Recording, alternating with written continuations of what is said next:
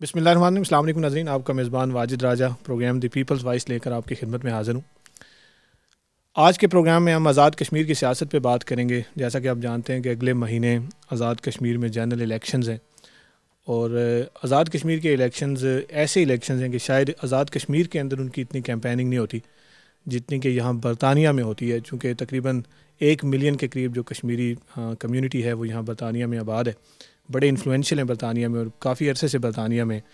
और आज़ाद कश्मीर के जितने भी इलेक्शंस होते हैं उनमें बड़ा रोल होता है बरतानवी कम्युनिटी का और यहाँ के मुकीम लोगों का, चाहे हम उसको मॉरली कहें या फिर हम उसको फाइनेंशियली कहें, हर हवाले से। आप जानते हैं कि पिछले 4 सालों में आज़ाद कश्मीर में शायद 4 ऐसे वज़ीर आज़म रहे कि जिनके ख़िलाफ़ तहरीक अदम एतमाद आई। उनमें से तीसरे जो वज़ीर आज़म थे वो राजा फ़ारूक हैदर साहब थे। आज हमारे साथ मौजूद हैं यहाँ पे, आज हम उन्हीं से बात करेंगे। बड़ी डिस्टेबलाइजेशन रहती है पॉलिटिकली आज़ाद कश्मीर में और बहुत सारे र्यूमर्स हैं आज़ाद कश्मीर की सियासत के हवाले से। बहुत सारे नुक्ता नज़र हैं आज़ाद कश्मीर की सियासत के हवाले से। इन सारों पे आज हम कोशिश करेंगे बात करने की। ऑनरेबल जो मेरे साथ आज गेस्ट हैं, एक्स प्राइम मिनिस्टर हैं आज़ाद कश्मीर के राजा फ़ारूक हैदर ख़ान साहब। और ना सिर्फ एक्स प्राइम मिनिस्टर हैं बल्कि बड़ी ज़बरदस्त पॉलिटिकल फैमिली से हैं। इनके जो वालिद साहब थे वो 1960 और 1963 में मुस्लिम कॉन्फ्रेंस के सदर रहे। इनकी वालदा मोहतरमा जो हैं वो पहली खातून मेंबर थी आज़ाद कश्मीर लेजिस्लेटिव असम्बली की। और इनके अंकल जो लतीफ़ साहब हैं वो भी 1970 में जो इनकी असम्बली है कानून साज उसके मेंबर रहे। बड़ा ज़बरदस्त एक पॉलिटिकल कैरियर रखते हैं और इनकी रेपुटेशन बड़ी अच्छी है।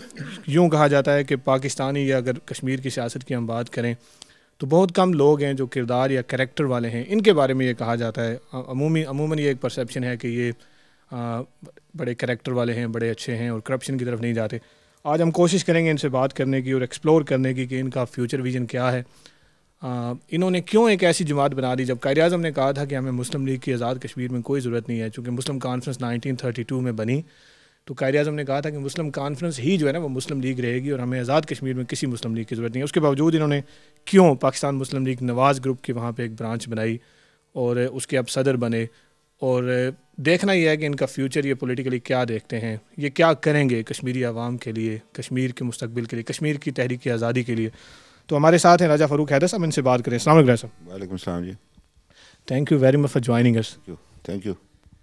राय साहब, जब कायद आज़म ने कहा कि मुस्लिम लीग की जो है ना आज़ाद कश्मीर में कोई ज़रूरत नहीं है चूँकि मुस्लिम कॉन्फ्रेंस है, तो फिर आपको क्यों ज़रूरत पड़ी मुस्लिम लीग बनाने की? यहाँ से बात शुरू करते हैं। ऐसा एक तो थोड़ा सा करेक्शन करना चाहता हूँ कि नेक्स्ट मंथ नहीं हो रहे इलेक्शन, वो जुलाई में होंगे ग़ालिबन फर्स्ट वीक में। दूसरा ये है कि ये जो आपने कायद आज़म के हवाले से बात की थी, when Quaid Azam came to Kashmir 1944, तो उन्होंने ट्रस्ट किया था मुस्लिम कॉन्फ्रेंस की जनरल काउंसिल से। अब उसका तो ये था कि लीग ने जो स्टेट्स थी ना इंडिया के अंदर, ब्रिटिश इंडिया के अंदर, उधर अपनी उसके ना पार्टी ने एक्सटेंड की थी। वो जो सेटल डिस्ट्रिक्ट है जिसको यूनाइटेड प्रोविंसेस कहते थे, सेंट्रल प्रोविंसेस कहते थे, जहाँ पर डायरेक्ट जो है ना वो इंडियन गवर्नमेंट का रूल चलता था, वहाँ पे मुस्लिम लीग थी। तो 44 में उन्होंने महसूस किया। बात ये थी कि उसका तो रईसुल अरार कादिम चोर गुलाम अब्बास इसके सरबराह थे पार्टी के, बड़ी डेडिकेटेड पार्टी थी उस ज़माने में। तो उन्होंने ये कहा था कि लीग की ज़रूरत नहीं है कश्मीर के अंदर, और कश्मीर के अंदर मुस्लिम लीग, मुस्लिम कॉन्फ्रेंस ही मुस्लिम लीग है। अब कायद आज़म जो था वो बड़े स्ट्रॉन्ग आइडियाज़ का मालिक आदमी था। वो किसी ऐसे आदमी के लिए किसी ऐसी तहरीक की हिमायत नहीं कर सकता था जिसमें उसको शायबा तक हो कि जी ये कल ये अपने बुनियादी मकासद से आगे हट जाएगी। तो वो उन्होंने उस ज़माने में उस लीडरशिप के हवाले से कहा था। अतीक खान साहब के बारे में नहीं कहा कि उनको परचम कायद आज़म ने नहीं दिया था। और फिर ये मैं यहाँ करेक्शन करना चाहता हूँ, when Pakistan came into being, उन्होंने कहा कि अब्बास से कहो कि अब पाकिस्तान बन चुका है तो लिहाजा अब कश्मीर के अंदर जो है वो मुस्लिम लीग को एक्सटेंड करो। ये बात रिकॉर्ड पर मैं लाना चाहता हूँ। ये 1994 की बात है। इसहाक कुरैशी थे प्रोफेसर, नाउ इज़ डेड। तो उन्होंने एक इंटरव्यू दिया था हेरल्ड में 94 में। उसमें उन्होंने सारी वजाहत की थी, जो पार्टी के कायम मकाम सेक्रेटरी जनरल भी रहे थे, उन्होंने सारी बात की वजाहत की थी। पाकिस्तान बनने के बाद कायद आज़म ने उस ख्वाहिश का इज़हार किया, लेकिन चौधरी साहब भी कैद थे उसको शुरू में उसमें मकूज़ा कश्मीर में, और कायद आज़म भी आफ्टर 1 ईयर ही डाइड। तो वो बेल जो है मंडे न चढ़ सकी, वरना लीग कायद आज़म की मौजूदगी में आज़ाद कश्मीर के अंदर एक्सटेंड हो जाती है। ठीक है, यानी आप कह रहे हैं मे भी कायद आज़म अगर मज़ीद रहते तो एक्सटेंड करते। और दूसरा वजह यह है कि शायद आप कह रहे हैं कि मुस्लिम कॉन्फ्रेंस अपने मंशूर से अब हट चुकी है। ठीक है, आपका क्या फ्यूचर विजन है जो मुस्लिम लीग नून आप लेके आएँ? देखिए जी, बात यह है कि कश्मीर जो है ना एक डिस्प्यूटेड टेरिटरी है। यहाँ पर इशू है राइट ऑफ सेल्फ डिटर्मिनेशन का, जो यूएन के रेजोल्यूशन ने जो है ना कश्मीरी अवाम को दिया हुआ। तो उसमें यह है कि हमारा जो मुतालबा है कि यूएन रेजोल्यूशंस के तहत और यूएन चार्टर के तहत कश्मीरियों को ये हक़ दिया जाए कि अपने मुस्तकबिल का फ़ैसला करें, और पाकिस्तान उसका पाबंद है। मुस्लिम लीग नून का जो दस्तूर है, जो उसका मंशूर है, उसके अंदर ये बात जो है दर्ज है कि कश्मीर एक इशू है राइट ऑफ सेल्फ डिटर्मिनेशन का, और कश्मीरियों को अपनी मर्ज़ी का मुस्तकबिल तय करने का हक़ दिया जाए। ये तो उसके अंदर तय है, और उसमें पाकिस्तान की तकरीबन सारी जमातें ही इस बात से इतफ़ाक़ करती हैं, और पाकिस्तान का जो कॉन्स्टिट्यूशन है उसका आर्टिकल 256 में भी इस बात का जो है बिल्कुल साफ वाज़े तौर पर लिखा हुआ है कि ये कश्मीर का इशू, कश्मीर की हैसियत क्या है पाकिस्तान के लिए, पाकिस्तान के कॉन्स्टिट्यूशन के हवाले से उसके साथ क्या ताल्लुक़ है। तो हम दो तीन बातें, एक तो यह है कि तहरीक आज़ादी कश्मीर है, दूसरा यह है कि ये जो इलाका आज़ाद हो गया इसमें गुड गवर्नेंस जो है ना, ये बड़ी बुनियादी बात। और यूएन वो जो सिक्योरिटी काउंसिल की जो है ना रेजोल्यूशन है, उसमें भी इसका जिक्र है कि गुड गवर्नेंस के लिए हुकूमत पाकिस्तान की ज़िम्मेदारी है कि आज़ाद कश्मीर में इसका एहतमाम करें।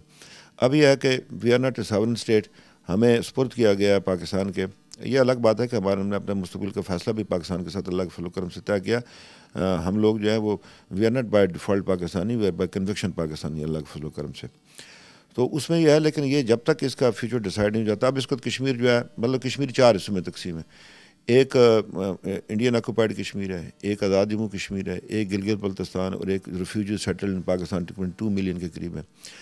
तो अब यह है कि ये जो एरिया आज़ाद जम्मू कश्मीर है, इसके अंदर जो है वो एक गुड गवर्नेंस कायम करनी है, करप्शन को ख़त्म करना है, नेपोटिज़म को ख़त्म करना है, मेरिट को बहाल करना है, इंस्टीट्यूशंस को स्ट्रांग करना है, पॉलिटिकल सिस्टम को स्ट्रांग करना है, पॉलिटिकल पार्टीज़ को स्ट्रांग करना है। पार्टीज़ इश्यूज़ के अंदर इलेक्शन में जाएं, ना कि नारेबाजी और इसमें जाएं, इससे कोई फ़ायदा कोई नहीं। तो we stand for a change in AJ नहीं, बिल्कुल ठीक है, आप एक चेंज की बात कर रहे हैं, लेकिन ये चेंज क्या आपके लोगों के लिए, क्या कश्मीर के अंदर जो इस्टेब्लिशमेंट है या पाकिस्तान के अंदर इस्टेब्लिशमेंट है, चाहे वो मिलिट्री है या सिविल है, उनके लिए एक्सेप्टेबल होगी? देखिए जी, अगर कोई पार्टी जो है इश्यूज़ की पॉलिटिक्स करती है, मेरिट पर बिलीव करती है, नेपोटिज्म के ख़िलाफ़ जाती है, तो उसको, करप्शन के ख़िलाफ़ जाती है, उसको तो कोई नहीं रोक सकता। अब अगर किसी को बुरा लगता है, लगे बेशक लगे, ये फ़ैसला आज़ाद कश्मीर के लोगों ने करना है। एस्टेब्लिशमेंट चाहती है, ये नहीं चाहती है, ये मेरे ख्याल इट डजंट मैटर। बात यह है कि आज़ाद कश्मीर के लोग क्या चाहते हैं। लेकिन ऐसा मैं समझता हूँ इट डज़ मैटर, चूँकि आपके ख़िलाफ़ जो तहरीक अदम एतमाद आई वो इसीलिए आई कि आप जो हाइडल पावर जनरेशन की करप्शन हो रही थी, 5300 मेगावाट के प्रोजेक्ट्स लगाए गए थे, सरदार अतीक साहब ने लगाए थे, और वो बेसिकली उसके पीछे जो स्टोरी थी वो ये थी कि जो रेंटल पावर स्कैंडल था उसकी वजह से second option government of Pakistan के पास आज़ाद कश्मीर बचा था या फिर NWFP था। तो वो जो मंसूबे शुरू किए थे सरदार अतीक साहब ने, आप वो वाइड प्राइम मिनिस्टर थे जो उसके अंदर रुकावट बने, और उसकी वजह से आपके ख़िलाफ़ तहरीक अदम एतमाद आई। एम आई राइट? बहुत सारी बातें। देखिए, पहली बात यह है कि एक one thing is very clear, corruption and Pakistan can not go together. ये मुमकिन ही नहीं है कि करप्शन और पाकिस्तान जो है एक वाइबल स्टेट के तौर पर ऐसा कि मुमकिन नहीं। और कौन आदमी चाहेगा कि पाकिस्तान जो है एक ऐसी स्टेट बने, एक बनाना स्टेट की तरह ये बन जाए, और सिर्फ ये अमेरिकन मतलब कि डोल मनी पर ये मुल्क जो है ज़िंदा रहे। बात यह है कि पीपल्स पार्टी, ये जो अभी जो जिन लोगों के पास पाकिस्तान में इक़्तिदार है, ये जाने वाले हैं। ये मतलब है they are now dying horses. वो कहते हैं last kick of the dying horse, ये जा रहे हैं। बात यह है कि पाकिस्तान के अंदर ये बहुत तेज़ी से चेंज आ रही है। अगर आप उसको मीडिया को देखें, लोग तंग है इस बात से, महंगाई है, करप्शन है, नेपोटिज्म है, तो मतलब उसमें तब्दीली आएगी। सर बिल्कुल, आप मेरे खिलाफ जो आदम एतमाद, उसमें और भी वजह थी। यानी मैंने आज़ाद कश्मीर के बेसिकली जो था, आज़ाद कश्मीर के कॉन्स्टिट्यूशन में जो है ना कॉन्स्टिट्यूशन चेंजेस की बात की थी, जो हमें इख्तियार मिला था 70 में, बाद में वो जया खान ने दिया था, फिर भुट्टो साहब आगे, उन्होंने एक्ट 74 ला गए, हमसे वो इख्तियार वापस ले लिया।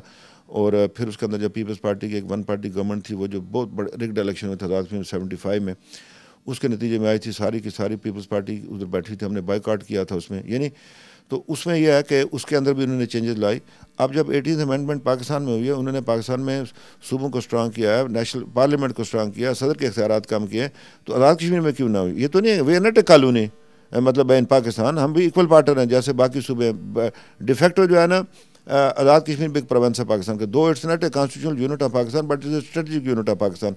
तो जो स्ट्रेटेजिक यूनिट हो उसके अंदर अनरेस्ट जो है ना ये रखना जो है ना, ये बड़ा ख़तरनाक। और बात यह है कि कॉन्स्टिट्यूशन